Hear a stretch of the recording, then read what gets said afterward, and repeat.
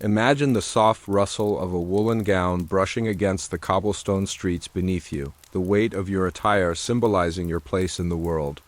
As you walk, your dress flows, each step a reminder of who you are, where you stand, and the expectations that tie you to this life. In the medieval world, clothing was not just something you wore. It was a language, one that spoke of your wealth, your status, and sometimes even your very survival. The fabric you wore determined whether you were seen as noble or common, whether you were worthy of respect or to be overlooked. The medieval era, stretching from roughly the 5th to the 10th century, was a time when the world was defined by kingdoms, castles, and an unyielding feudal system. Society was sharply divided into classes, each with its own rules, its own expectations. The aristocracy donned luxurious materials like velvet and silk, their clothing adorned with intricate patterns and vibrant colors that reflected not only their wealth but their access to the rarest of resources. For those less fortunate, clothing was a much more humble affair. Simple woolen tunics, often patched from wear, were the everyday uniform of the common folk, who could only dream of the opulence worn by the elite. But your clothes weren't just a reflection of your class, they were also a reflection of your identity. What you wore told the world who you were, even before you opened your mouth. In a world where survival could depend on alliances and reputation, your appearance held power. The gowns of noble women were elaborate, their beauty enhanced with the finest jewelry and delicate lace, signaling their role in the larger narrative of power, family, and politics. For women, especially, beauty and clothing were tied together, each garment a silent story of their worth, their role, their hopes. As we step into this world, take a moment to think, how would you feel in the world of medieval fashion? Share your thoughts below. As you move through the streets, your eyes meet others dressed in fabrics and colors you could never dream of affording. The rich velvet of a noblewoman's gown glints in the light, and the deep blues and purples of her dress shine with the kind of vibrancy that could only come from rare dyes, precious and expensive. You feel a pang of longing, wondering what it would be like to wear such luxurious clothing. What would it mean for your place in the world if you could drape yourself in such finery? What does their clothing tell you about their lives, their power, their social standing? In the medieval world, clothing was not just a choice, it was a marker of identity. It told the world exactly who you were even before you spoke a word. From the simplest tunic to the most intricate gown, the fabrics, the colors, the cuts, all of these had significance, reflecting not only your wealth but your gender, your role, your power, or your lack thereof. The wealthier you were, the more elaborate your clothing could become. For the nobles, clothes were an outward expression of everything they represented: status, power, and control. The fabrics they wore were often imported from far-off lands, made of fine silk or soft wool, and sometimes even fur. Color was another signifier of wealth. Purple, for example, was an especially valuable color derived from a rare and costly dye made from thousands of tiny shellfish. Wearing purple wasn't just about beauty, it was a direct symbol of social standing. Only the wealthiest individuals and the highest ranks of royalty could afford such luxury. To wear it was to declare your dominance in society. Contrast that with the common folk. Their clothing was much simpler. Wool was the fabric of choice, practical and hardy, perfect for working in the fields or tending to livestock. The colors were muted not because they were any less beautiful, but because dyes were expensive and the poor had to make do with what they had. A plain, brown woolen tunic might have been all a farmer or a servant could afford, and while the clothing itself was humble, it still carried significance, carrying with it the weight of daily labor, survival, and the simplicity of a life tied closely to the earth. Even the cut of the clothing mattered. While noblemen and women often wore garments that were tailored to fit their form, flowing elegantly from the waist down, the clothing of the lower classes was much more functional. Men of lower status might wear tunics that hung loosely around the body, while women wore simple gowns that allowed them to move freely while working. And yet, even in this simplicity, there was a hierarchy. For the working woman, her gown might be unadorned, with no lace, no frills, but it still told a story. The materials and design were practical, but they also marked her as someone of lesser status. Accessories too played a significant role in signifying one's place in society. The wealthy could afford jewelry, gold and silver rings, delicate chains and necklaces, often set with precious stones. A fine brooch could fasten a cloak in place or serve as an emblem of family heritage. These accessories were more than decoration. They were symbols of lineage, wealth, and influence. For common people, however, jewelry was a rarity. Perhaps a simple iron ring or a small wooden token was the extent of their adornments. What they wore was a matter of necessity, not luxury. The disparity between these two worlds. The lavish dress of the nobility and the humble attire of the commoners wasn't just a matter of fashion. It was a fundamental part of the social structure. Clothing, as much as anything else, reinforced the strict divisions between the classes.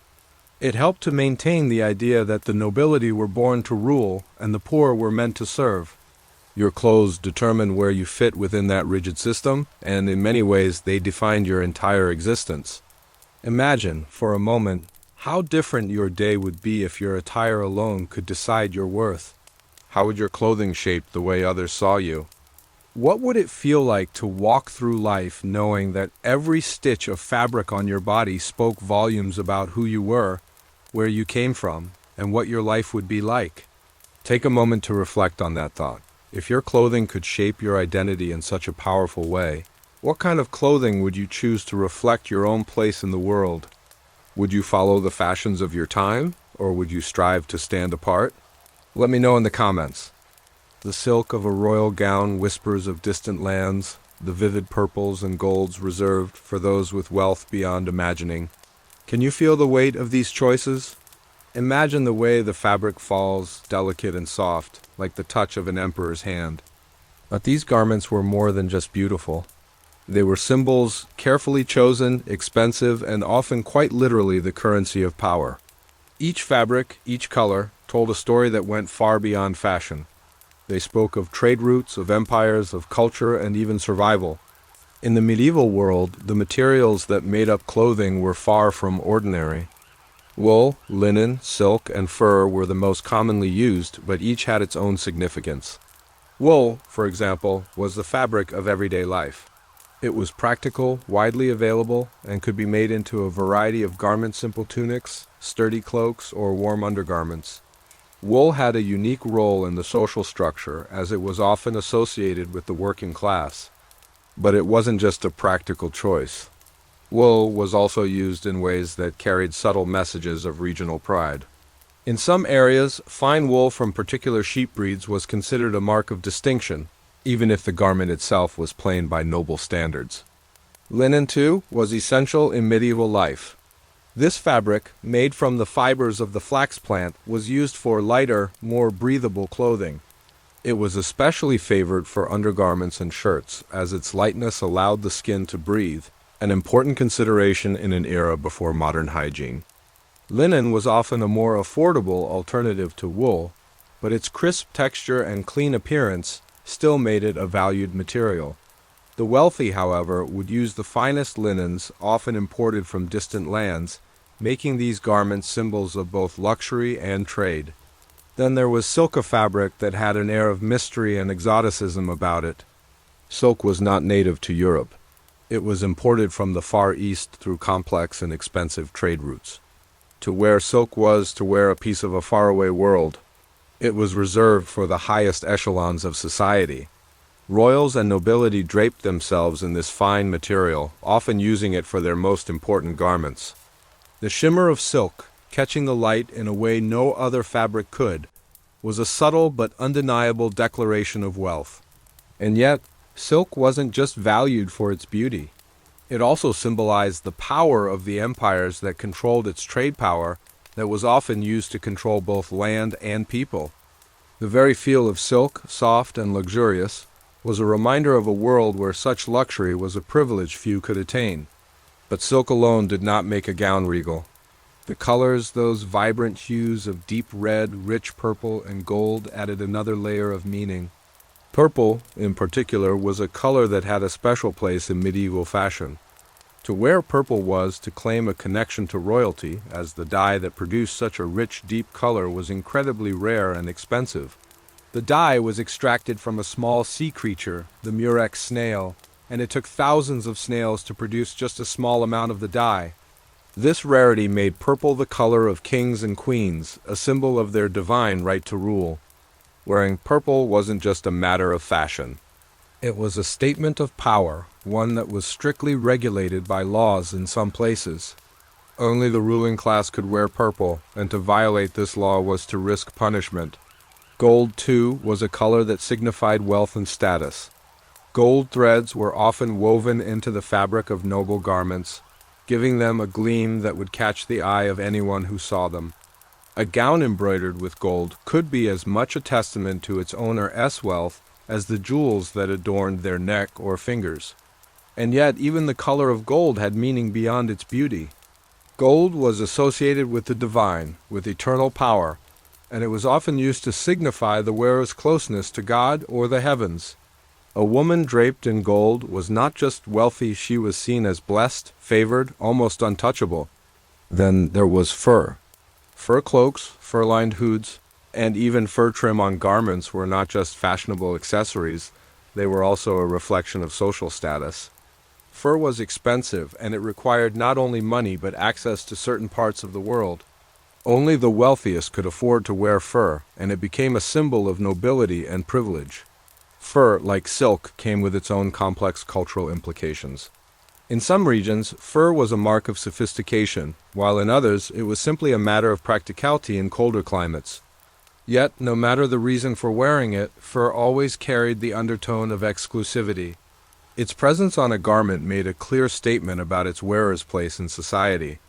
As you think about all these materials, wool, linen, silk, fur, and the colors that define them, take a moment to reflect. What would you choose to wear if resources weren't a limitation? Would you gravitate toward the soft touch of silk or the practicality of wool? Do certain colors or fabrics evoke a sense of belonging, of connection to a world that no longer exists? Perhaps, like the noblewoman in her gown of silk and gold, you might feel a sense of power or a desire to be seen in a way that reflects your true identity. Let me know your thoughts in the comments. As you pull the layers of fabric tighter around you, you feel the weight of expectation, the need to be both proper and modest. Every stitch, every fold of fabric serves a purpose. You understand that your clothing is more than just a shield from the elements. It is a reflection of your role in society, an outward sign of the virtues expected of you. In the medieval world, clothing was an intricate web of form and function, especially for women. It wasn't just about beauty or practicality, it was a constant balancing act, a careful negotiation between comfort and societal expectation. At first glance, the gowns of medieval women might seem elegant and flowing, designed with grace in mind. But these garments were far from simple. Women's clothing, especially among the upper classes, was often heavy, layered, and complex. The gown, typically made from wool or linen, was worn over a chemise, a simple undergarment that protected the skin from the coarser outer fabric.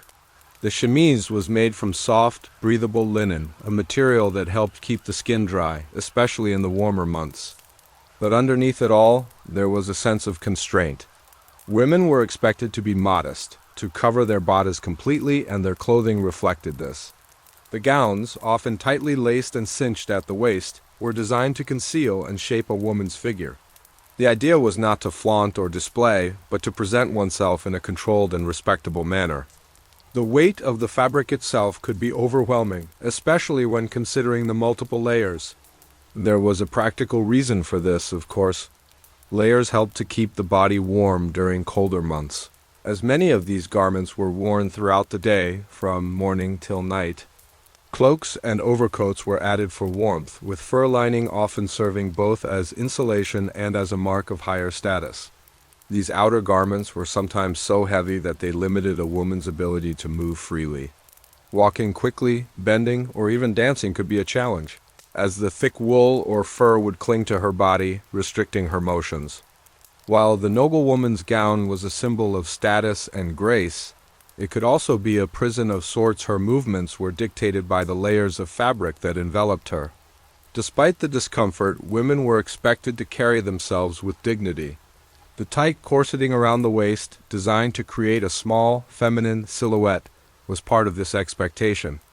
But it also meant that breathing deeply, bending over, or even sitting comfortably could be difficult. The corset was not just about fashion, it was about control. It symbolized the structure and discipline expected of women, reinforcing the idea that a woman's role was to remain composed, contained, and unassuming. Modesty was woven into every aspect of the garment, from the high necklines to the long sleeves that covered every inch of the arms. A woman in medieval society, especially among the nobility, was not meant to reveal too much. Her clothes were designed to hide her figure, only subtly suggesting the curves beneath. The more restrained and covered she appeared, the more virtuous she was considered. But this modesty came with a price. The clothing, though designed to show a woman's place in society, also reflected her limited mobility. The heavy, layered gowns made it difficult to move freely, whether she was tending to household duties or walking through the streets. For women of the higher classes, such restrictions were often less of a concern. They had servants and attendants to assist them with daily tasks. But for women of the lower classes, these same clothing constraints could make daily life even harder. The simpler gowns of the peasants, while lighter and less restrictive, still had to follow societal expectations of modesty. Women were still expected to cover themselves fully, and while they might move more freely, they were often engaged in physical labor, their garments subject to wear and tear as they worked. Imagine, for a moment, how these garments might have shaped a woman's daily life and sense of self. The heavy layers, the tight corsets, the modesty demanded by society, all these elements affected not only her physical movements, but her mental and emotional state.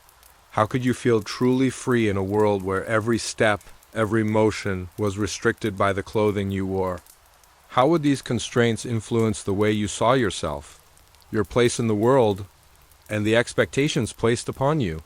How do you think clothing shaped women's identities in history? Was it a symbol of power or a constraint? Share your thoughts. A touch of perfume, a well-groomed hairpiece. Your appearance speaks volumes before you utter a word. But how much of that is truly yours, and how much is the world's expectations? In the medieval era, beauty wasn't just about looking good. It was about presenting yourself as virtuous, respectable, and worthy of admiration. What you looked like and how you presented yourself was a reflection of your character, your role in society, and even your moral standing. To be beautiful in medieval times wasn't just a privilege, it was a duty. It was a symbol of your piety, your discipline, and your place within a society that valued appearance almost as much as character. Beauty standards during the medieval period were deeply tied to the concepts of modesty, purity, and virtue. The ideal woman was supposed to appear gentle, delicate, and serene, traits that were reflected in the way she dressed, carried herself, and, most importantly, how she groomed herself. Women spent a great deal of time on their personal care, not only to enhance their outward appearance, but to ensure they fit within the narrow confines of the beauty ideal dictated by the time. One of the most notable beauty practices was skin whitening. Pale skin was seen as a symbol of wealth and status. The ideal was to have a complexion that suggested a life of leisure, away from the harsh sun and physical labor. For women of the nobility, who did not work in the fields, pale skin was a clear marker of high social status. To achieve this, many women used various concoctions, some of which were made from lead or other dangerous substances to lighten their skin. While it was meant to enhance their beauty, these practices were often harmful, showing just how far women would go to adhere to the beauty standards of their time. Hair care was another important aspect of beauty, and medieval women spent considerable time ensuring their hair was both clean and styled according to fashion. Long, flowing hair was highly desirable, and it was often styled in elaborate waves. Braids, curls, and twists were common. The way a woman wore her hair could say a lot about her age, marital status, and social standing. A young maiden might wear her hair loose, while a married woman would often cover her hair with a veil, symbolizing her commitment to her husband. The length and condition of one's hair were often seen as indicators of a woman's virtue. A woman with healthy, well-maintained hair was thought to be someone who could maintain the household and care for her family, a reflection of her domestic skills and moral fortitude. But beauty wasn't just about skin and hair. It extended to the use of makeup and perfumes as well. Though makeup was not as widely used as it is today, medieval women still employed various methods to enhance their appearance. A little rouge, made from red berries or other natural pigments, was applied to the cheeks to give them a healthy glow. Some women also used plant-based dyes to add color to their lips. Perfume, too, was a cherished item in the medieval beauty arsenal. Women and men alike used fragrances to mask the natural odors of the body and to project an air of refinement and cleanliness. These perfumes were often made from herbs, flowers, and spices, and the use of such fragrances was a sign of wealth, as the ingredients were costly and imported from distant lands. Just like today, perfumes were seen as a way to express one's personal style, though in the medieval world, they also helped communicate cleanliness and purity virtues that were paramount. The pursuit of beauty was not just a personal one, it was also tied to religion and social expectation. To be beautiful in the medieval world meant more than just being admired by others. It meant embodying the qualities that were considered divine. Women were expected to present themselves as the epitome of modesty and grace, and their beauty was seen as a reflection of their inner virtues.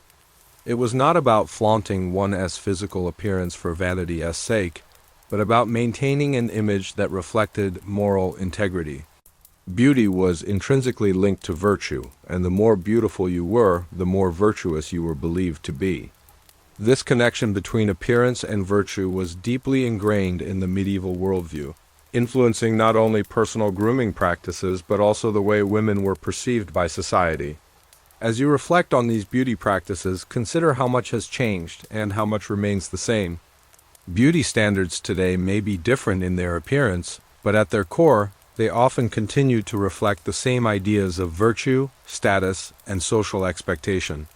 We still spend time and money on our appearance, striving to meet certain ideals that have been passed down through the centuries.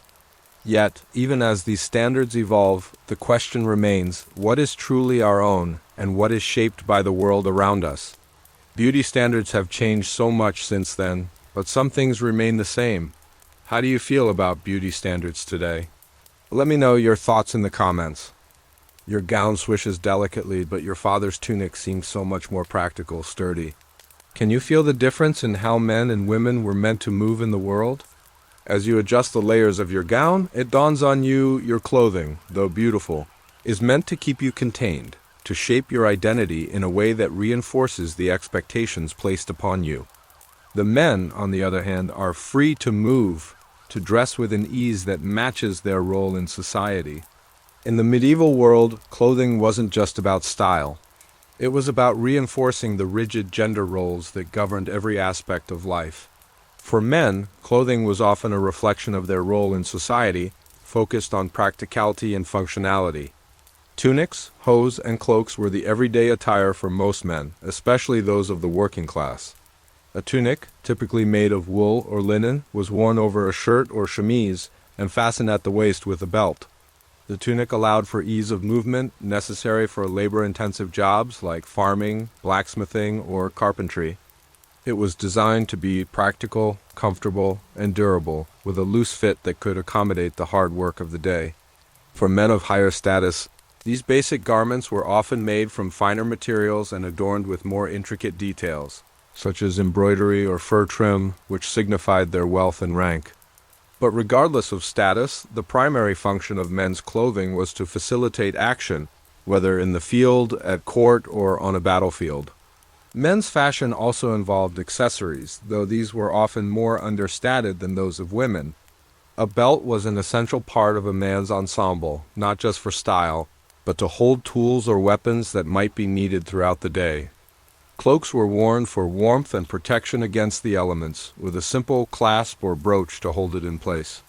While the garments were practical, they still adhered to the strictures of social class. Nobles wore more elaborate tunics made of silk or fine wool, and their cloaks were often lined with fur or embroidered with family crests. These distinctions in clothing were a constant reminder of one's place in the hierarchy. In contrast, the clothing of women was more elaborate, more restricted, and far more symbolic of their role in society. The gown, the quintessential garment for women of all classes, was designed to keep the body covered and concealed, with a tightly laced bodice that emphasized modesty. While men's clothing focused on functionality, women's clothing was more about form and how their form should be presented to the world. The idea was to maintain a delicate, refined appearance that suggested purity and restraint. Dresses were often long, covering the body from neck to toe, and the sleeves could be as long as the gown itself, symbolizing a woman's connection to the domestic sphere. Women's garments were often designed to limit movement, reinforcing the societal expectation that women should remain within the home, caring for children, managing the household, and keeping to the private realm. The division of clothing styles was not just about comfort and practicality. It was about reinforcing gender roles and societal expectations. While men were encouraged to be active, outward, and public, women were expected to be passive, private, and demure. The way a woman dressed told the world that her worth was in her ability to remain composed and modest, to manage the domestic sphere, and to be a reflection of her family's honor. For women of noble birth, their clothing might have been made from luxurious fabrics such as silk, adorned with fine lace and richly embroidered with gold thread, but even these beautiful garments were still designed to reinforce her role in society, beautiful yet restrained, her beauty a reflection of her virtue. Women's clothing was often more elaborate and intricate, with layers of fine fabrics and accessories such as veils or headdresses that marked their marital status. Married women, for instance, would wear a headdress that symbolized their commitment, while unmarried women could wear their hair loose, signaling their availability. These gender divisions in clothing were not just about aesthetics. They were a reflection of the broader societal structure that governed behavior. Men's fashion allowed them to be active participants in the public and political spheres, while women's fashion confined them to the private, domestic realm. Clothing thus became a powerful tool in reinforcing the roles that society had already assigned. For women, clothing symbolized virtue and obedience, while for men, it was a symbol of action, strength, and leadership.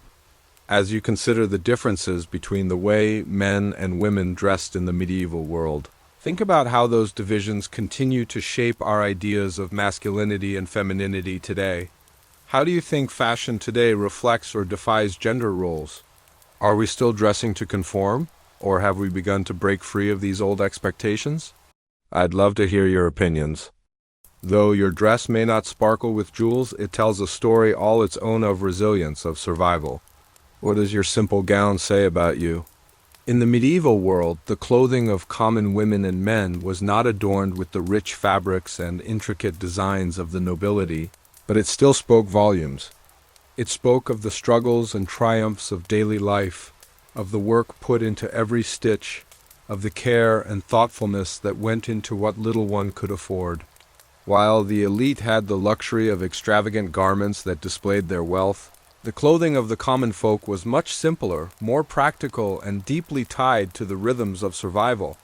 For common women, clothing was often made of wool or coarse linen, fabrics that were readily available and could be spun and woven at home. Wool, the most common fabric for the lower classes, was durable and versatile, perfect for the demanding lifestyle of a working woman. It was used for everything from simple tunics to warm cloaks and undergarments. These clothes were made to last, to withstand the wear and tear of daily tasks such as washing, cooking, and tending to livestock. A gown made of wool might not have been as soft as silk or as vibrant as velvet, but it was functional, and in the harsh medieval world, that was the most important quality. The woolen garments were often plain, perhaps with only the slightest decoration, maybe a simple braid or a patch of embroidery on the hem to give it a personal touch. They may not have been rich in color or texture, but they were certainly rich in their meaning. Every frayed edge, every patch, told the story of a life lived through hard work and perseverance. The simplicity of these garments was not a reflection of any lack of pride. In fact, it was a testament to the ingenuity and resourcefulness of the lower classes. Women would often spin their own yarn, weave their own cloth, and sew their own clothing. They had to make do with what they had, using scraps and remnants of fabric to patch up old clothes or create new ones. They might not have had the luxury of purchasing fine materials, but they made their clothing reflect who they were: resilient, self-sufficient, and part of a tight-knit community that relied on each other for survival. Men, too, wore practical, utilitarian clothing. The typical outfit might include a woolen tunic, a pair of hose or tights, and sturdy leather shoes. For the working men, those who labored in the fields, worked as blacksmiths, or served as carpenters, their clothing had to be durable, able to withstand the rough tasks they performed. A tunic was loose and comfortable, perfect for bending, lifting, and toiling throughout the day. The fabric was thick, often rough to the touch, and certainly not meant for display. For those living in rural areas, clothing could even be hand-me-downs or made from recycled materials. Men's clothing was functional, but it also had small touches that marked it as their own. A man might wear a belt with a small pouch to carry tools or personal belongings, or he might adorn his tunic with simple patterns or stitching that reflected his family or regional origin. Despite the simple nature of their clothing, common men and women still used their garments to express a sense of identity. The colors they wore, though often muted, could still offer clues about their social standing, profession, and region. Dyes were expensive and hard to come by, but natural dyes such as those from plants or berries could still provide subtle variations in color. A woman from a certain village might wear a gown dyed with the deep greens of local plants, while a man from a different region might favor shades of brown or gray that spoke to the landscape he came from. These colors, while less vibrant than the silks and rich purples of the nobility, carried meaning markers of the life they lived, the community they belonged to, and the work they did. In addition to the garments themselves, the state of one's clothing often said something about their place in society. For the common folk, clothing was a constant reminder of the economic constraints they faced. Their garments were frequently patched and mended, worn out by constant use. Yet, even in this, there was a sense of pride. The effort put into maintaining one's clothes reflected the resilience and resourcefulness that defined the lower classes. A woman with a patched gown may have been poor, but she was also someone who had the skill to keep her family clothed and cared for. A man whose tunic was worn at the elbows might not have had the luxuries of wealth, but he had the strength to endure and the hands to work. In a world where survival was a daily concern, clothing had a profound impact on one's sense of self-worth. While the noblewoman might wear silk and gold, the common woman's simple woolen gown spoke of her own strength, her practical knowledge, and her ability to navigate the challenges of life. Both the rich and the poor used clothing to express who they were, but for different reasons, one for display, the other for survival. How do you think the way people dress today impacts their sense of self-worth? Let me know in the comments below. As the world around you changes, so too does your wardrobe. The heavy, restrictive garments that once defined your daily life are slowly beginning to feel a bit different, looser and more varied. The gowns you wear, once tightly laced to shape your body into a modest silhouette, are becoming more comfortable, with flowing skirts and sleeves that allow for freer movement. The rigid social structures that once dictated every aspect of your life are beginning to shift, and in turn, the clothing you wear starts to reflect this transformation. This is the late medieval period, a time of great social, political, and cultural change. As the world you know evolves, so too does the way you dress. The late medieval period, which spanned roughly from the 14th to the 15th century, was a time of significant upheaval. The Black Death had ravaged Europe, killing millions and drastically altering the social landscape. This sudden loss of life shifted the balance of power in many regions, leading to changes in how society was structured. The old feudal systems were weakened, and new forms of governance and commerce began to take hold. These shifts were not only political. They were cultural, and one of the most visible expressions of this change was the way people dressed. As the medieval world entered the late period, fashion began to move away from the highly structured, rigid garments that had defined earlier centuries. The tight-fitting, often corseted gowns that symbolized a woman's role in society were replaced by looser, more fluid styles. While modesty was still highly valued, the restrictions of earlier clothing designs started to give way to greater freedom of movement. Women's gowns became longer, often reaching the floor, and were made from lighter fabrics that allowed for greater comfort. The bodice, once tightly laced and rigid, became softer, and skirts became fuller, with less emphasis on a constricted waistline. This change in design wasn't just about comfort. It was a symbol of the changing role of women in society. As women began to take on more active roles, particularly in commerce and family life, their clothing began to reflect their increasing autonomy. For men, fashion also began to shift in the late medieval period. The long tunics and hose of earlier centuries gave way to more tailored, fitted garments. The tight-fitting doublets and jackets that became popular during this period were an expression of the growing sense of individual identity. Men were no longer defined solely by their social status, but by their personal appearance and the way they chose to dress. The new, more form-fitting styles were often made from luxurious fabrics, such as velvet and silk, reflecting the growing wealth and sophistication of the merchant class. These changes in men's fashion signaled a broader shift in social dynamics, as the merchant and artisan classes began to rise in power, challenging the old aristocratic elite. The innovations in textile production also played a key role in the changing fashions of this period. The late medieval period saw the development of more advanced techniques in dyeing and weaving, allowing for a greater variety of fabrics and colors.